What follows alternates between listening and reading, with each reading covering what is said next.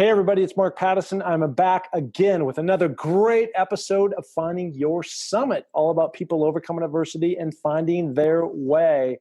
And this week I've got another great guest on the podcast who sums up this word, continues to learn, continues to grow. And her name is Amanda Russell. Amanda, how you doing? Wonderful. I'm great to be here. Thanks for having me. And I'm looking forward to this interview. Yeah, so we're talking today on April 9th, and we're all right in the thick of the coronavirus. It's affected the entire planet. A lot of times these things just happen to certain regions. A tornado blows through, but this is a major tornado, taking place and wreaking havoc throughout the whole entire world. Started in China and made its way to the United States, New York especially affected, and all the way out to California, and now making its way through the Midwest. And so this has been just an amazing time for people to reset, themselves. Hopefully people can have that peace of mind to really understand that this is a time of opportunity to get calm, get quiet, and think about what they want to do, where they're at, where they want to go, and then do themselves a favor and write those goals down and figure it out. I want to get into that with you, but I want to give a little back up because you're one of the few that I've had on, which really, I think, mixes the brain and the beauty together to have created some really amazing things in the world of fitness and also in the world of modeling. And I want to kind of reset this to when you were growing up. I know you grew up in a small town. And how did somebody growing up in a small town in Canada, of all places, make their way into this big space down here in the U.S. and ultimately become successful in a lot of different ways, but also continuing to kind of reinvent yourself? So why don't we start back to where it all began? Oh, the very beginning. Yes. The very beginning starts off in a small, no Starbucks town. And I say no Starbucks because you have to have a minimum average income requirement to have a Starbucks. This is fact for everybody watching this, because you can imagine some of the places you've seen Starbucks.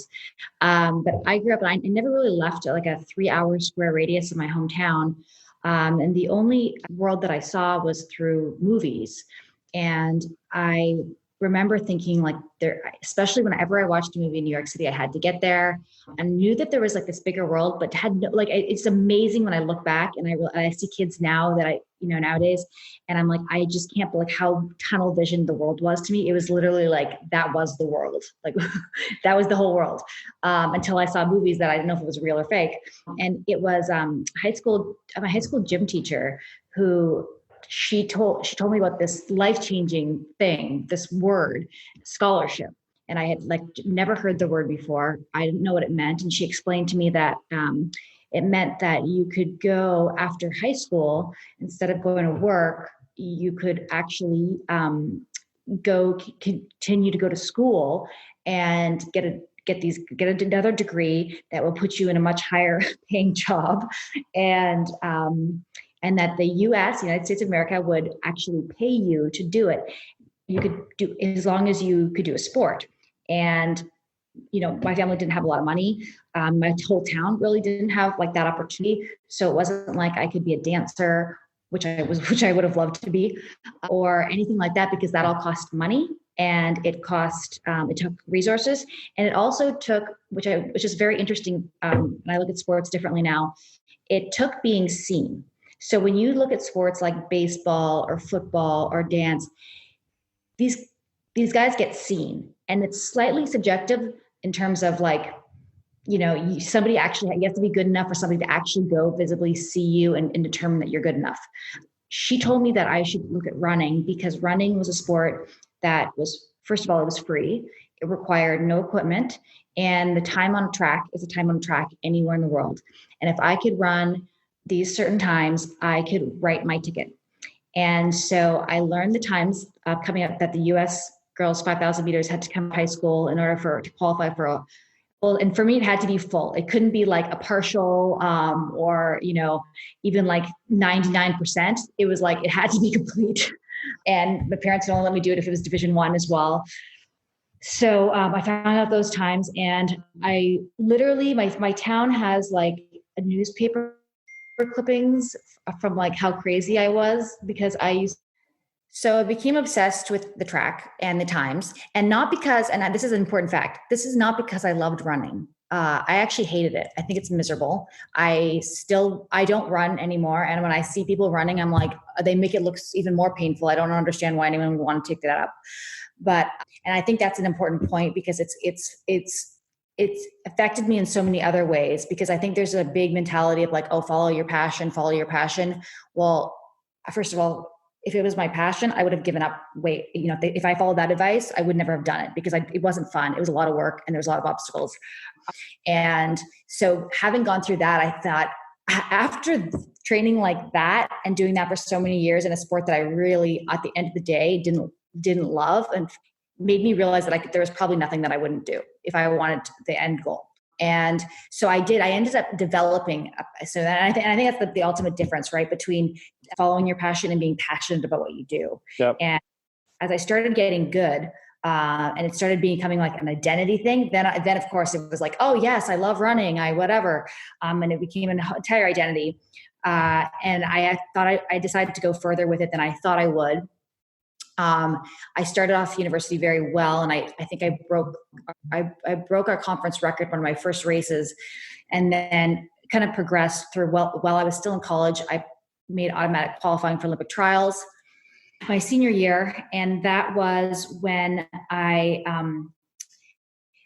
came against a career-ending injury. I broke my femur in 2008, not too long before Beijing, and it was at that point that my whole life, I realized up to that point, was I was a runner, and everybody doted around me because I was the lead person, and my school was paid for, and I had coaches, and I had a health team, and all these things. And all of a sudden I had nothing. And I was also risking the idea that I didn't have, technically, the way it works, as I'm sure you've known, that you have to compete under a coach that is your country. But my other professional life was here in the US. So my real coaches were American. And so I was facing deportation as well. And I was thinking, like, what am I going to do now? I have been a runner all this time. Like, I thought this was going to be my future. And they told me that I would never run again, and that I would actually never walk properly. So How old are you now? Are you 21, 22? I was 21. You're 20 years old. Okay, so you're 21 years old. You're in the U.S. You're preparing to run in the Olympics. You've now broken your femur, which means that the country that you're going to run for, which will be in Canada, you can no longer do. And since you're not working and actively pursuing that goal in the United States, they were going to deport you and ship you back to Canada. Yeah. Okay. Yeah. So what do you do? So your head's spinning. What do you do, right? What do you do? I love when people, I feel like I'm the go-to person for a lot of friends whenever crisis happens in their life, because you become very, very resourceful. When you hit rock, when you hit failure, you don't have anything left, you become very, very resourceful, and you find a way to do it. I'm a hustler in any way. And I remember I thought back, okay, well, if I can't go back to the pinnacle of what I feel like is the athletic world in running, the Olympics, then I still had this dream, which was really my dream, was New York City. And I didn't know what that meant, but I knew that I just really, really wanted to live there, and I wanted to grow a career there. And it was like the epicenter of my universe. And I had I had some challenges though. Well, many, four to stand out. One, I had no money, no connections, no work experience, and no US visa. Perfect. So everyone thought I was like crazy, including, and I lost the support of my parents making that decision. But I felt like I already feel like I've lost everything. To go back home and live with my parents feels like the ultimate failure. And so I would rather be, and I remember like literally thinking I would rather be homeless, and it might come to that, in New York City, than go have to live with my parents. I'm not married, I don't have kids. Like, what have I got to lose? So that's when I knew I needed a visa to do it. Thank God I had finished my education. And one thing I did have was, an undergraduate degree. And so I narrowed down like my sites to like 4 big consulting firms that were based in the city. And decided that I would try for them. And I think that's where I learned, like, okay, you can't compete on what you don't have. So I didn't have experience. And I knew that in order to get the job, it wasn't like I just had to be the best candidate for the job. To get sponsored with no experience, you have to prove that in some way you're better than every other American applying for the job. So one thing I did have a lot of, not money, but shoes. I had a lot of Nike running shoes because that was my sponsor. And so I sent a pair of used, worn out Nike running shoes to who I found out was the gatekeeper at each of these three firms, with this whole like personal spiel in a box about how I had all of this work ethic and dedication and perseverance that I could now give solely to your company because I was no longer going to run. And that got me the interview. And then that got me all three interviews actually.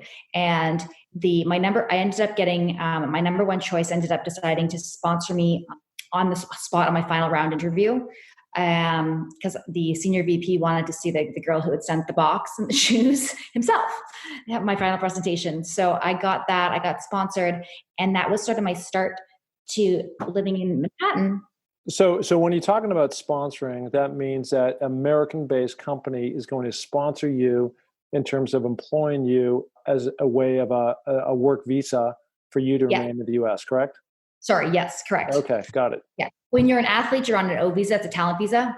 Yep. And then when you're working, you're not. There's a bunch of different visas. So, but I knew, and there's a lot of like steps backwards. And I think that's why I disagree with, I see a lot of like, I hear a lot of podcasts and I see a lot of motivational speakers talking about like, just doing whatever it takes and you're just going for it and going for it.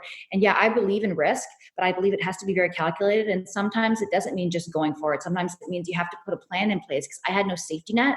So it wasn't like I could just go start my own business. So I started this company knowing that I didn't want to work there forever. I didn't want to work for somebody forever.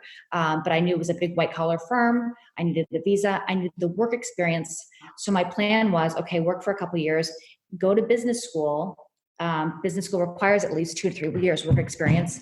I saved everything I possibly could when I was working. I was making pretty good money. But I could also write a book on probably like how to live on $20 a day in New York, because I put everything away to just save up for my first semester of business school. And I thought if I could just get one semester, I'll figure the rest out. And I know that I was going to use this time because doing business school meant that I could full-time pursue something else while still maintaining a student visa now and in the city. It just meant that I couldn't work. So I'd have to find creative ways to work off the books. That was the beginning of my fitness business, because people say there's luck, but I don't really believe in luck. I believe that you make certain decisions that put you in certain positions. So you can call it luck, you can call it whatever it was, timing. But when I did, I made the leap, and I was scared as hell, and I quit my job and I started business school, and I didn't know what I was going to do after the first month. I sublet my own bedroom in my own apartment and shared a bed with a friend of mine who was in residency, because she had night shifts and I was day shifts. So we had this, that was like covering how I was living at the time in this scary place. And I started, so I made my business school project. I was a marketing major, and I made it the idea that you can have the best product or service in the world, but if you don't have an audience, it doesn't matter. And this was the infancy of when YouTube was very beginning. It was really had no respect. And I started watching these YouTubers, not because I loved the show, but because I was so enamored by how these people had these cult followings. And this was back when YouTube was like only just like Dumb and Dumb entertainment and a little bit of music. And you're seeing these like teenage kids or young adults in the Midwest doing these ridiculous things, and they have this cult following. And that to me was like, oh my God, all of these brands are putting the cart before the horse, and they're creating these products and services. But if you can create an audience like that, they will tell you what they want, and you can sell them anything. So I decided to start a YouTube channel. And that was before cell phones took video. So I bought a flip cam and I started it in my New York apartment. And then I also, and it could have, it became fitness, but it could have been anything. It just happens to be what I was into. I did so much self-rehab to get myself back that I started a whole other workout program that involved no running, but was able to get me in shape like a runner. And I started hosting these boot camps all over the city. So I would put up like coffee shop flyers everywhere. And I got a really good turnout. Well, I met a lot of people that way as well. And one of the guys that came to my class, actually, he'd be a great interview for you, Jesse Itzler. I don't know if you're yeah, he wrote Living with a Navy SEAL, but really cool guy. He started Zico Coconut Water and a few other companies. But him, and then there was a CEO of an advertising agency that had come to my boot camp, and they were looking for a replacement for Molly Sims, who was at the time the spokesperson for Zico. And they just started doing my workouts, and that I should go to this casting. And I thought, there's no way. I remember very strictly my father was very, very strict, and he was a hockey player way back. And he was like, no way are you going to be a brainless wonder, and you're going to get an education, you're going to get a job. And like, I know what goes on. Like, no, you're never going to model. But at the time, like, it was really, really good money. And I was pretty backed against a wall. And I thought, this is easier because I was bartending off the books at night. So working the night shift and going to school all day was challenging. So I did, and I ended up taking over her contract and then signing with Wilhelmina, and I became one of the very first fitness models. And Wilhelmina opened the very first category in fitness. And when I say fitness, I don't mean like muscle and fitness, like how they've seen back in the day. Well, this was the first category in fitness that was like Cosmo magazine or Self magazine, very like lifestyle-y. So that became, and then I decided that every time I was on a shoot, I started feeling like they call you talent. And I hated that. And it made me feel very insecure. And I would try to hypercompensate by being like, no, but I'm in business school and I can, I'm going to have my own company, and started pitching all of these, every editor, every brand you could think of, and saying, you guys are creating all this content. I can create the content for you. And that's how I sort of started what became my fitness subscription model. But also I have started a digital agency that created online content and programming for, all kinds of brands, from like the Rodale publications and Condé Nast to livestrong.com, everydayhealth.com. And so I had kind of like, people ask me what I did. I'm like, well, I had two companies. One was mine, which was, I was the face of, which I wanted out of because I didn't want to be the face. But that's how it works when you build a business you're starting with yourself. And I really wanted to be on the back end of this, but through it, I was able to build one of the very first online subscription models. And this was back before websites could be like a Wix site, or it was very hard. Like, nothing was streamlined. It was extremely hard. I ended up partnering with the creators of The Biggest Loser, Trium Entertainment in LA, and they became my 50% business partner in my brand. And we together kind of were like weeding through this forest of trying to build a subscription model, because I had this cult following, but you don't own anything you do on YouTube. You don't own anything you do on social media. So how do you drive the audience to something you own?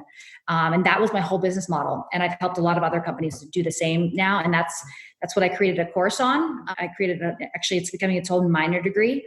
So I created curriculum at UCLA first. Now I'm at University of Texas, and I'm working with the professor at Harvard. We're putting together this whole special certificate program that'll be kind of like a standard in the industry of marketing, because right now there's no standard. In law, there's a standard. In medicine, there's a standard. In accounting, there's a standard. But in marketing, there's no standard. Somebody can say, they have a social media account, so they can do marketing. So we're working on that right now, which is kind of it's a big career shift. And that's why it's so confusing when you said it, like, what do you do? I'm like, I don't even know how to explain right now, but I'm new to this. So this will be sort of the next phase. I know this is the next phase of what I'm doing right now. Okay. So long story for listening. So there's a whole lot of stuff going on here. So I think the point of the story is one of tenacity, and one of ingenuity, and one of creativity, from the standpoint of you had basically no resources except your brain and your drive, which led you to going into this agency and pitching different people in a very creative way, not the traditional resume, send it in and hope, for the best. And that led to interviews. You sold your way into why you'd be the best person. They hired you. You started to make some money, which then allowed you to go to business school. And so all these things have had connectors onto it. And I think the big message to me, at least, is that, and I say this a lot, which is about connection and about dominoes, action creating reaction. And nothing will ever happen if you don't go out in the world and swing the bat. And so you got to be at the plate, you got to be in the game, and you got to go after. And a lot of times what you go after may not be the right thing that actually works, but you're going to learn exactly from the right and the wrong and the mistakes that you've made. It sounds to me like two things have kind of happened. One, your career has evolved over time, certainly. But that's also had a impact on the technology that has also evolved over time, which has shifted your course and your focus just a little bit. You started this company, fitstrongandsexy.com. And right. And so that was, I know that's not your main focus anymore. And you've now paired and merged together with a different company, ValeoFit.com. But a lot of what you do is, again, you're really good at being on camera, got a great presence, and doing all the different workouts that you do to bring people in, selling subscription. And again, there's I always see everything as an opportunity. And going back to where we started the podcast, which is right now we're going through this COVID-19 crisis.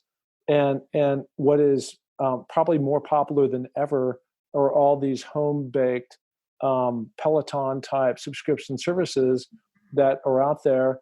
And so in one sense, you were kind of ahead of your time in terms of selling these very convenient in-home classes that people could sign up for. Have you seen it that same way with, again, we're all social distancing as we speak today, April 9th. I don't know when this podcast is going to run. It's going to be in the near future. But, like as we all sit back, this morning I did I have a little app on my phone and it's got some dude doing push-ups and sit-ups and all kinds of stuff. Yeah. And I just follow. It's like my personal trainer. And that's essentially what you are. Have you seen that as any kind of a springboard to anything that beyond what you've been doing? I know you dreamt up of this, a long time ago, but I know, like, are all roads kind of leading into one right now? Yeah. So, mine, like I always say, I choose fitness, but it could have been anything. And that's why the transfer into academia is so natural, because what I teach people are like, what do you're in business school and you teach fitness? Like, I don't get it. And I don't teach fitness at all. I teach how to build a business in the new economy, in the digital economy, and how to be adapted. The biggest problem with a lot of with what I found and I came to this because it was a frustration in business school and then in life.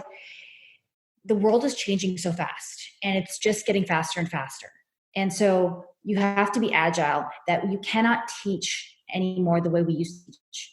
You cannot teach platform specific. That platform will change. Algorithms change daily. The way we do business is going to change daily. So you have to teach how to think, not a how to.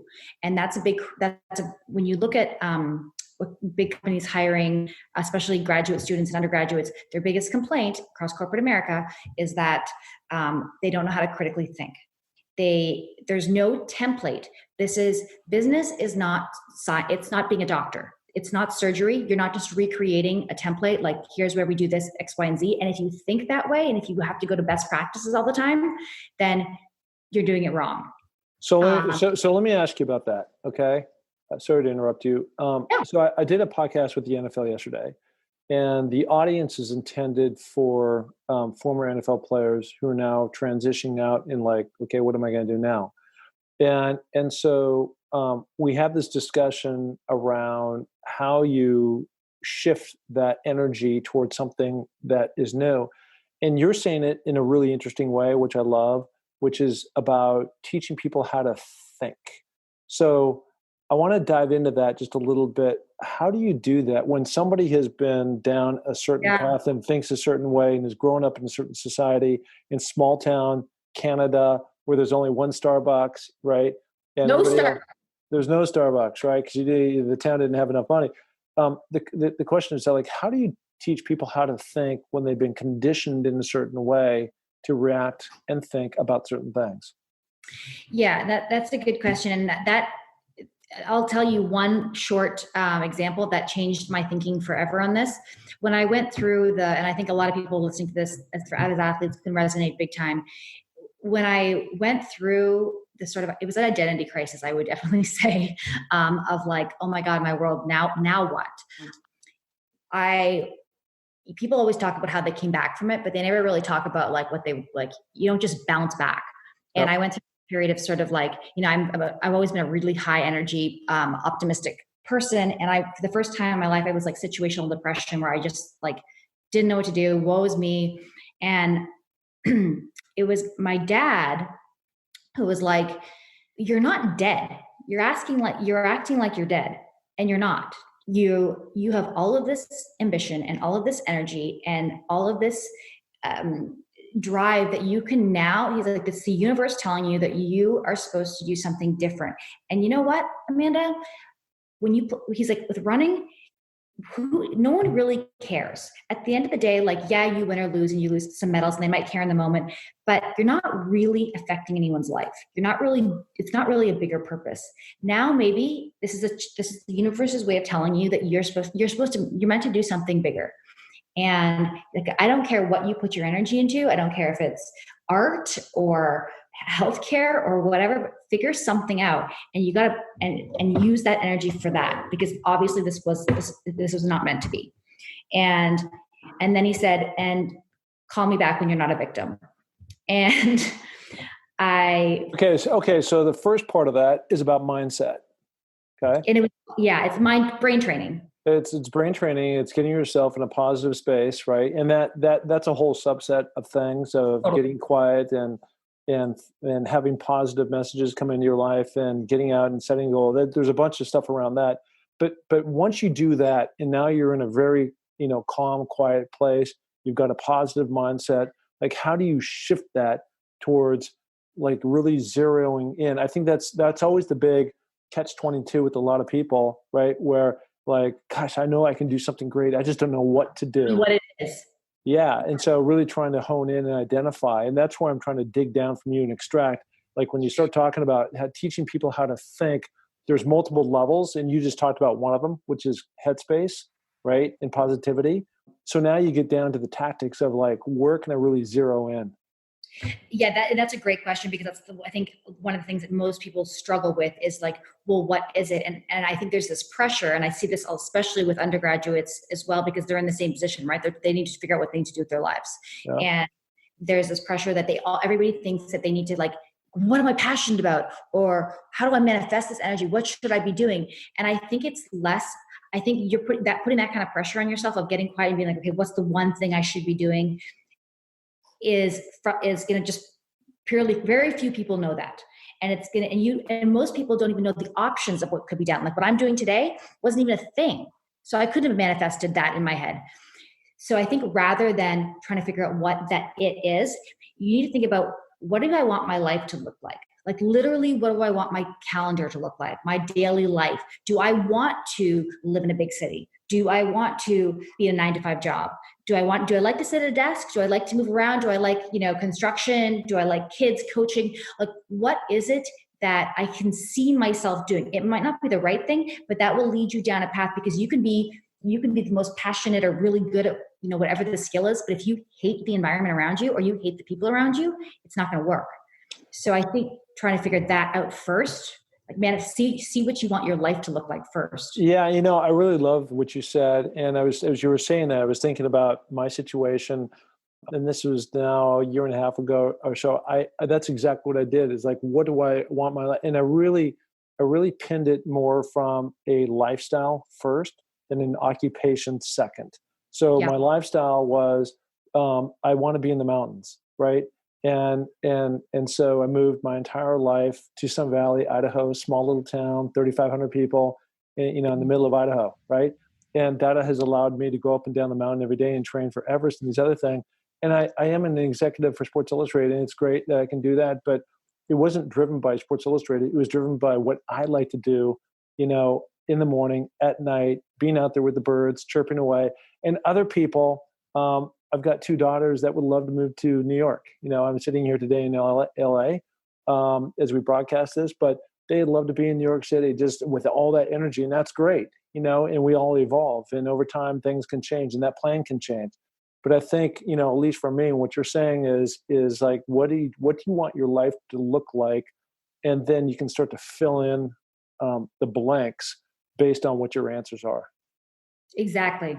Exactly. And like, just talking about, like, you're talking about your daughters want to be in New York now, right? Well, it's a very different conversation if you were like, well, what exactly do you want to do though? What do you want to do? And I've seen my students, because there's a lot of them as well, especially business students that want to go to New York. And I'm like, just get there. Just get hired, just get a job. You'll figure it out, because you're not going to stay with your first job. That's how you have to just get there. You have to make the connections. You have to figure out what works and what doesn't. Opportunities will present as you get there, but you just got to get there. You got to figure out where you want to be.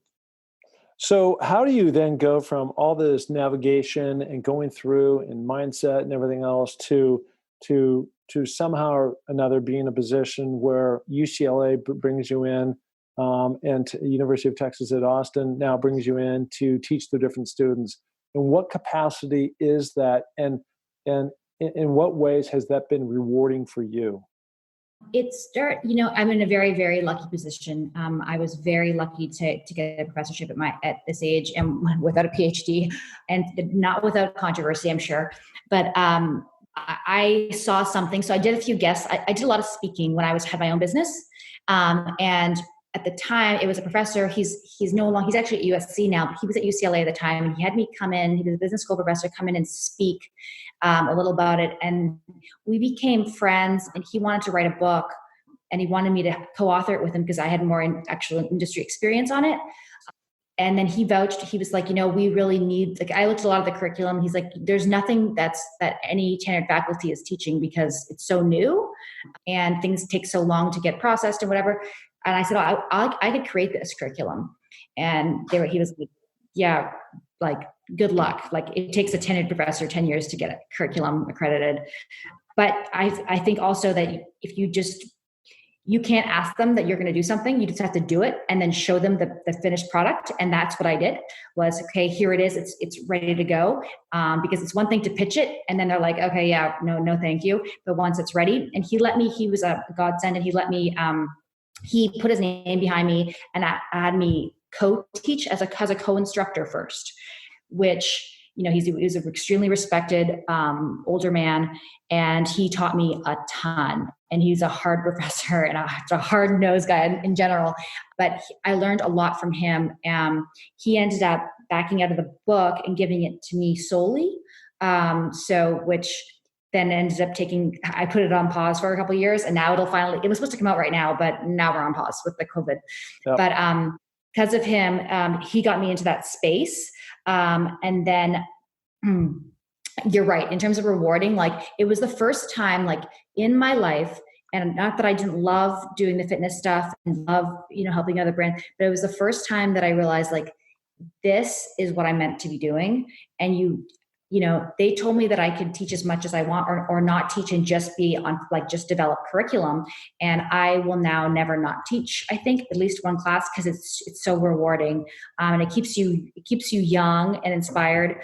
I came to UT because UT last year got a massive funding from Apple.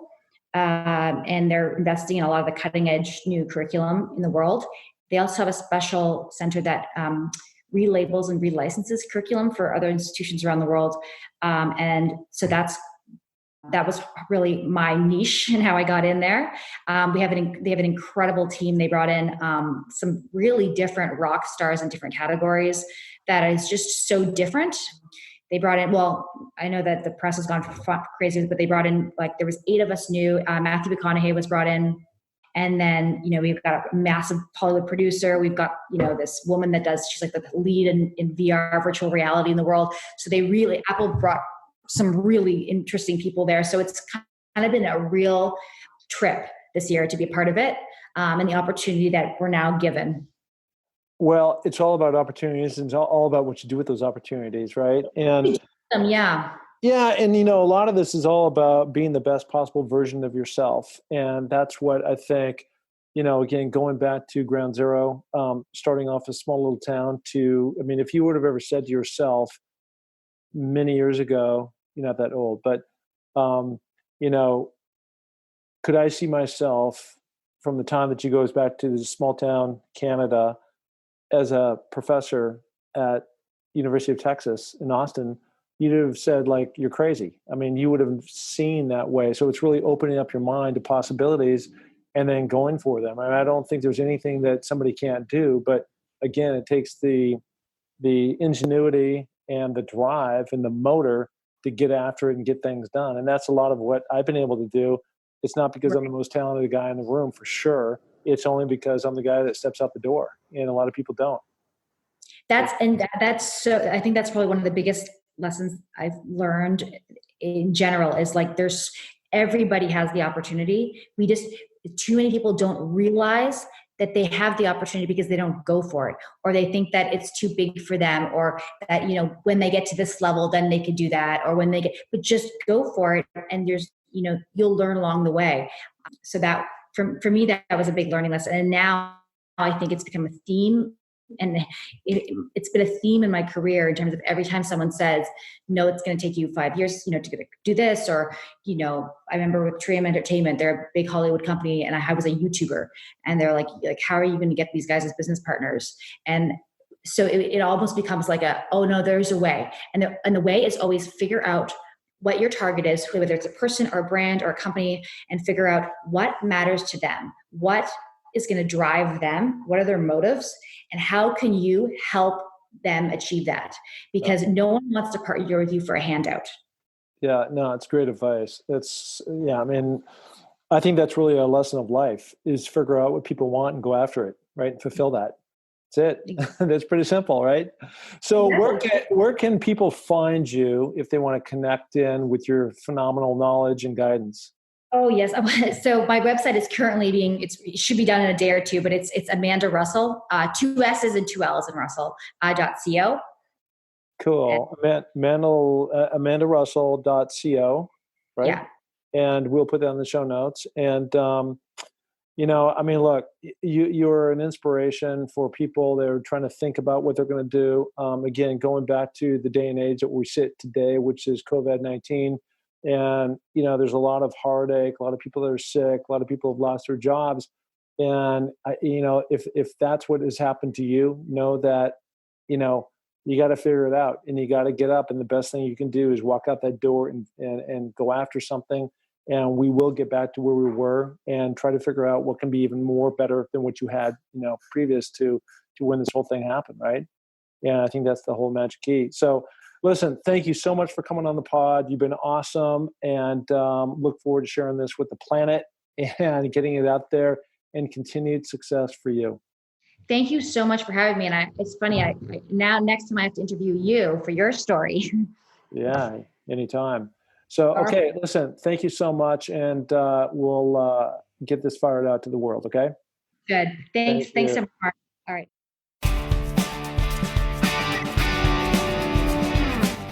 Hey, and thank you so much for listening to the Find Your Summit podcast. We are so glad to have you along for this journey.